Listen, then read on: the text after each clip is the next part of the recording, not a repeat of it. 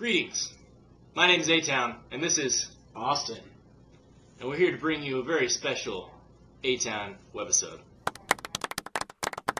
So, tomorrow, Austin, as we all know, is, well, it's a big game. Big game. And we've come to you today on a very special night to bring you pre-game analysis and predictions. So, Austin, let's start talking about this game tomorrow. BYU versus Utah in the final Holy War for a little bit, for a year, right? They're taking a year off, and they play in 2014? Two years. 2 years off. So, what do you see happening in this game tomorrow, Austin?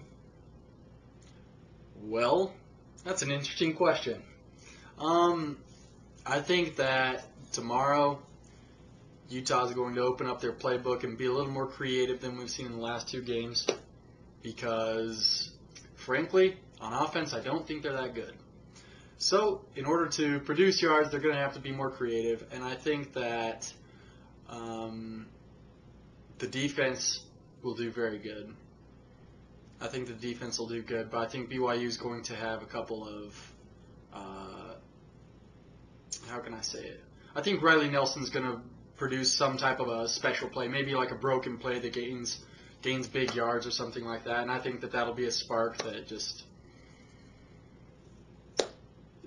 ignites the fire. Okay, you talked about the Utah offense, and I've been thinking about both offenses, Utah and BYU, and I don't think that either of them are really that good, as a matter of fact. John White, I think, is fantastic running back for the Utes, but the offensive line has played terribly.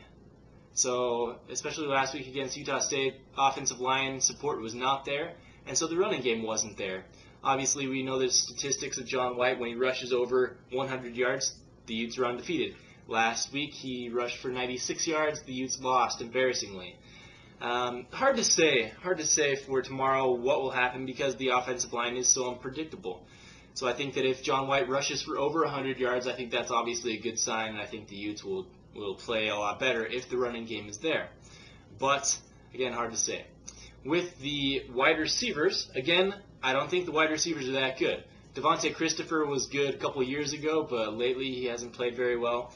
Drez Anderson is, I guess, what you'd call a big play receiver, but unfortunately there haven't been any big plays for him to participate in. So, really, it's tough to call right now for the wide receivers. I think Kenneth Scott is good. I think he has giant shoulder muscles also, which is great.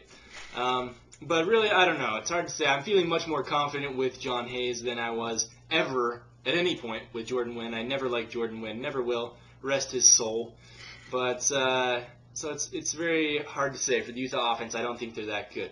You talked about Riley Nelson. The thing about Riley Nelson for BYU is that I think he plays a lot like a Michael Vick type quarterback. Not in the sense that I'm comparing him to Michael Vick because Michael Vick is much better than Riley Nelson. But with players who play like that, they're very unpredictable as well. So Riley Nelson, I don't think he's a great quarterback. I think he's a decent quarterback who scrambles to get extra yards. He fights for extra yardage, and I think that that's good. But hard to say for them as well. I think they have some decent wide receivers, but they're just decent at best. And it really depends on the quarterback play. I think that I agree with you on a couple points. I don't think BYU's wide receivers are that good. Cody Hoffman obviously is the best one. He'll probably go to the NFL mid to late round draft pick. The problem is I don't think Riley Nelson has a good arm. He's not like a Chucky Keaton that Utah faced last week.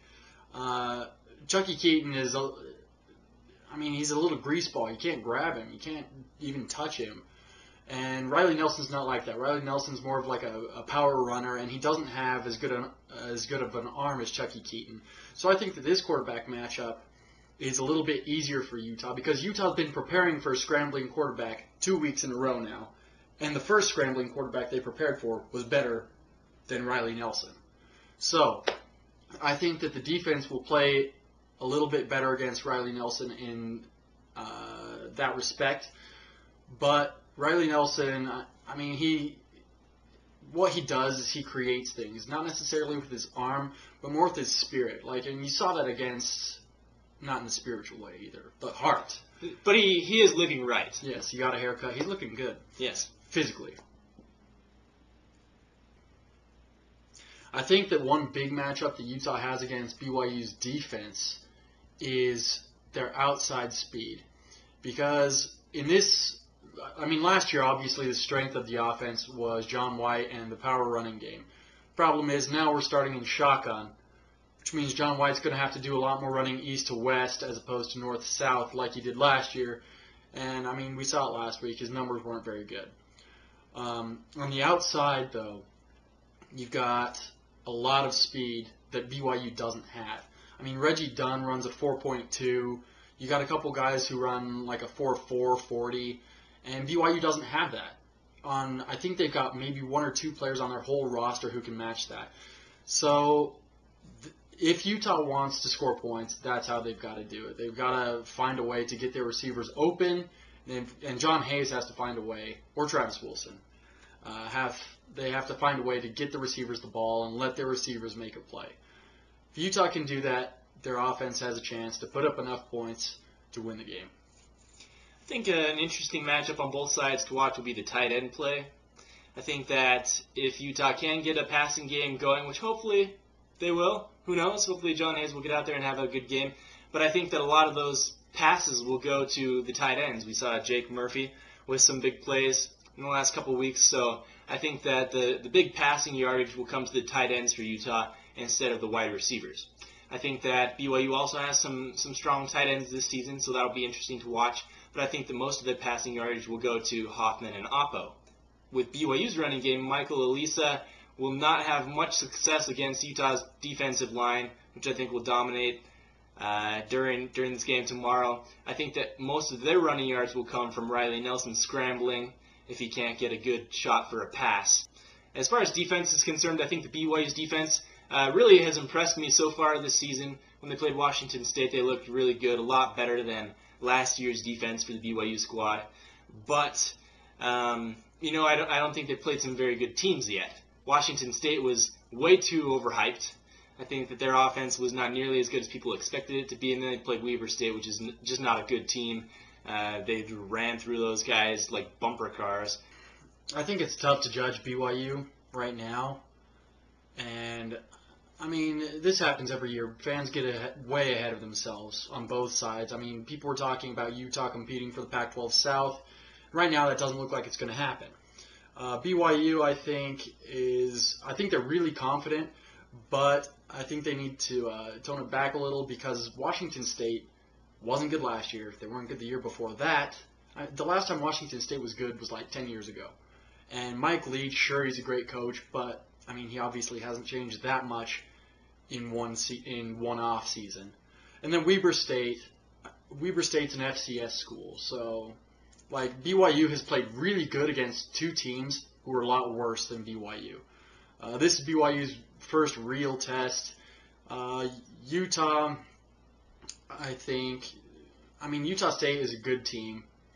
I don't think Utah State's a great team, but Utah definitely underperformed, and Utah allowed Utah State to maybe overperform last week. And I think that's going to light a fire under Utah. I think that's going to light a fire for Utah's players. And maybe they can use that motivation for a win. BYU obviously has a lot of motivation as well. The last two losses have been really tough for BYU. The 17-16 loss in 2010 against Utah, and then the loss last year, obviously, 54-10. But BYU's obviously going to use that as motivation. So both teams, as always, are going to come out just playing really hard. It's going to be a tough game. But I think that this will be probably, to this point in the season, the best barometer game that either team has had thus far. It's interesting as far as a prediction for me goes. I think that so far this season, obviously it looks like BYU should just dominate the Utes if we're basing everything on last week's performances anyway. But we're not going to do that. No. So the tricky thing is, as you kind of alluded to, that on any year, really it's just quite unpredictable, the outcome. BYU, I think the last 2 years has played really poorly. I was there at that 17-16 game. They're probably still a little upset about the blocked field goal.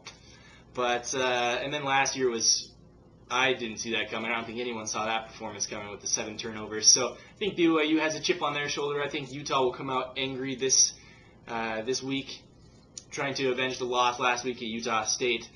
But health, of course, is an issue.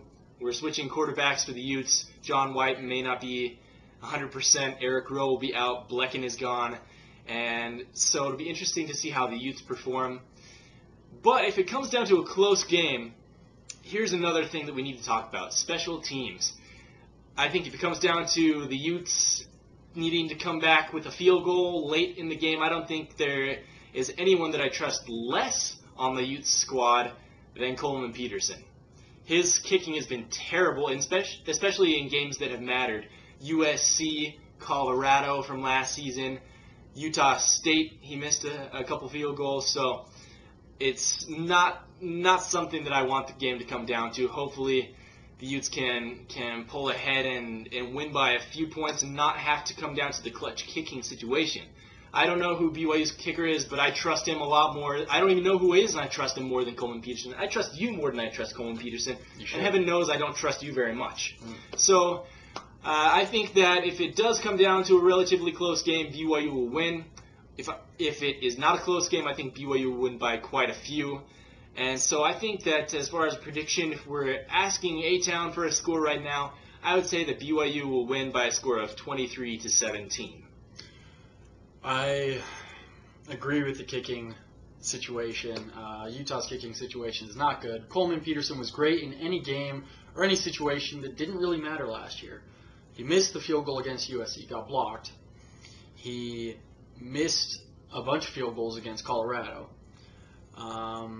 Also in the bowl game, the game-tying touchdown in the fourth quarter, he almost missed an extra point. He was about that close to missing an extra point that would have tied it. And had he missed that, we wouldn't have gone to overtime. And then last week, obviously, and the Northern Colorado game, it's been iffy at best. So that's going to come back. That could haunt Utah. BYU's kicking game is a little different. Riley Stevenson is the punter, and he's stepped into the place kicking roles as well. I don't know if that'll continue because Justin Sorensen's out, but BYU's place kicking, I mean, I don't think anyone can really trust it too much. It hasn't been horrible yet, but they're still trying to establish themselves. So basically, when it comes down to it for tomorrow, I think that Utah's a very well-coached team, as is BYU. But I think that Utah is just missing too much talent. John White is doubtful or questionable for tomorrow. Nobody really knows his situation. Could miss John White.